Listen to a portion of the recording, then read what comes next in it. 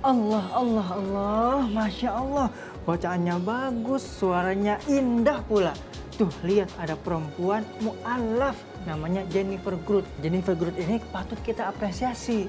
Tahu nggak kenapa? Dia tuh baru masuk Islam, tapi semangat untuk baca Al-Qur'annya, semangat belajar Al-Qur'annya tinggi. Luar biasa. Luar biasa. Padahal nih pemirsa, bahasa Amerika yang tiap hari dipakai itu jauh berbeda dengan bahasa Arab. Sudah pasti beda bahasa Arab sama bahasa Amerika. Betul. Nah, kita nih yang sudah kenal Islam dari sejak kecil, bahkan sudah kenal Al-Quran dari kecil, sudah belajar dari kecil. Apa bisa seperti Jennifer Grut? Belum tentu. Belum tentu. Jadi semua itu kembali lagi pada kita, tergantung tekad kita. Kalau kita bersungguh-sungguh, pasti bisa. Manjada wajada. Nah, ngomong-ngomong tentang tekad, nah dulu Nabi Muhammad pernah memerintahkan Zaid bin Sabit untuk mempelajari bahasa Ibrani, bahasa kaum Yahudi. Nah, atas perintah Nabi, Zaid bin Sabit ini belajar dengan gigih. Nah, 16 hari bisa menguasai bahasa Ibrani. Cepet ya, cepet. Berarti intinya di tekad. Betul. Harus semangat. Nah, kita juga jangan sampai mau kalah sama Jennifer Grut. Lihat, orang yang baru masuk Islam, kemudian mempelajari Islam disebut mu'alaf. Ada orang nih yang sudah Islam dari sejak kecil, tapi nggak mau belajar Islam, itu namanya mu'alaf. Tapi tar dulu, kenapa? Kita belum nyapa pemirsa yang dari tadi nih. Oh iya, Pemirsa, asik-asik kan kita ini. benar, pemirsa kembali lagi bersama kami Hama nih. Saya Hana, saya mana? Dan saya Isa. San, ngomong-ngomong, kamu pengen nggak bisa ngaji terus dilaguin yang bagus? Ya pengen, Yang iramanya yang bagus? pengen biar ngajinya indah, Nah, merdu. nah kalau begitu ini pas banget nih. Ada tipsnya nih. Apa aja tuh? Nah, ada yang udah belajar lama tapi buat ngelaguinnya belum bisa-bisa.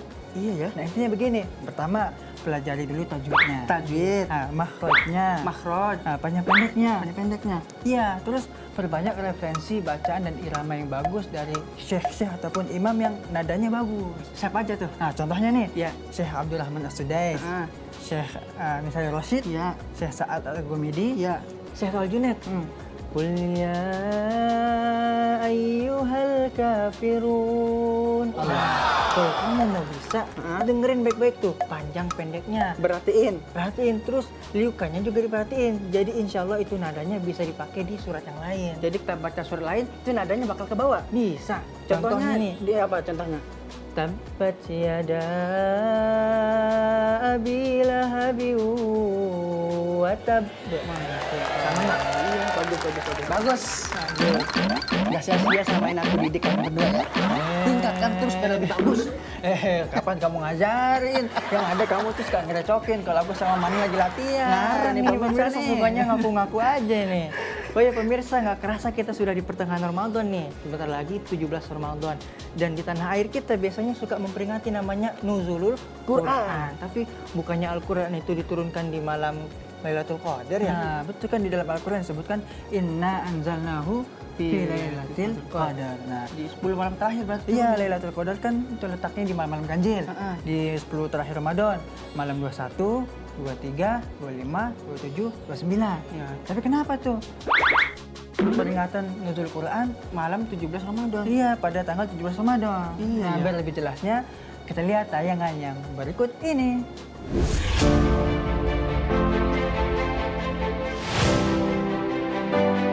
Pemirsa Khazanah, bulan Ramadan adalah bulan yang tidak biasa. Semua kitab suci diturunkan di bulan ini, termasuk Al-Quran Al-Karim. Rasulullah Shallallahu Alaihi Wasallam bersabda, Suhuf Ibrahim diturunkan pada malam pertama Ramadan, Taurat diturunkan pada 6 Ramadan, Injil diturunkan pada 13 Ramadan, dan Allah menurunkan Al-Quran pada 24 Ramadan. Hadis riwayat Ahmad. Akan tetapi pertanyaan yang kemudian muncul adalah, bagaimana mungkin Al-Quran turun di bulan Ramadan? Sementara Al-Quran itu turun kepada Nabi Muhammad SAW tidak sekaligus dalam satu kitab, tapi turun secara berangsur dan bertahap di berbagai kesempatan dalam hidup Nabi, bukan hanya di bulan Ramadan. Menurut tafsir para ulama, turunnya Al-Quran di bulan Ramadan itu memang Al-Quran secara utuh. Artinya, seluruh Al-Quran diturunkan di bulan Ramadan. Tapi yang perlu difahami berdasarkan ayat ini bahwa Al-Quran diturunkan secara utuh dari Lauhul Mahfuz ke Baitul Izzah di langit dunia pada bulan Ramadan, tepatnya pada malam Lailatul Qadar, sebagaimana firman Allah dalam surat Al-Qadar. Sesungguhnya kami telah menurunkannya Al-Quran pada malam kemuliaan Lailatul Qadar. Al-Quran surah Al-Qadar ayat 1. Artinya, Al-Quran secara keseluruhan dari awal sampai akhir diturunkan dari Lauh Mahfuz ke langit dunia pada bulan Ramadan, tepatnya pada malam Lailatul Qadar. Setelah itu, Al-Quran turun kepada Nabi Muhammad SAW secara bertahap sesuai konteks peristiwa yang terjadi dan terkadang tanpa ada konteks apapun. Semua itu berlangsung selama masa hayat Rasul SAW di Makkah dan di Madinah.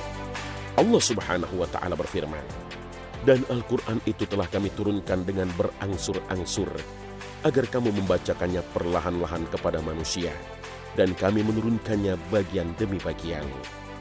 Al-Quran surah Al-Isra ayat 106. Lalu mengapa kita memperingati nuzul Al-Quran di tanggal 17 Ramadan? Ini terkait dengan surat pertama yang diturunkan ke Nabi Muhammad SAW di Gua Hiro, yaitu surat Al-Alaq ayat 1 hingga 5.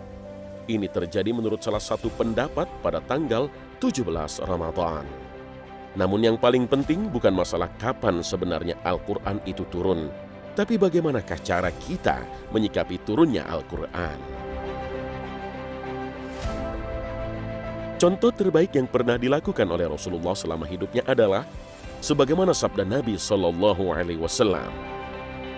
Dahulu malaikat Jibril senantiasa menjumpai Rasulullah SAW pada setiap malam Ramadan, dan selanjutnya ia membaca Al-Quran bersamanya. Hadis riwayat Bukhari. Sedangkan Huzaifah radhiyallahu anhu menuturkan tentang pengalaman beliau sholat tarawih bersama Rasulullah SAW. Pada suatu malam di bulan Ramadan, aku sholat bersama Rasulullah SAW di dalam bilik yang terbuat dari pelepah kurma. Beliau memulai sholatnya dengan membaca takbir. Selanjutnya beliau membaca doa. Selanjutnya beliau mulai membaca surat Al-Baqarah. Saya pun mengira bahwa beliau akan berhenti pada ayat ke-100. Ternyata beliau terus membaca. Saya pun kembali mengira beliau akan berhenti pada ayat ke-200.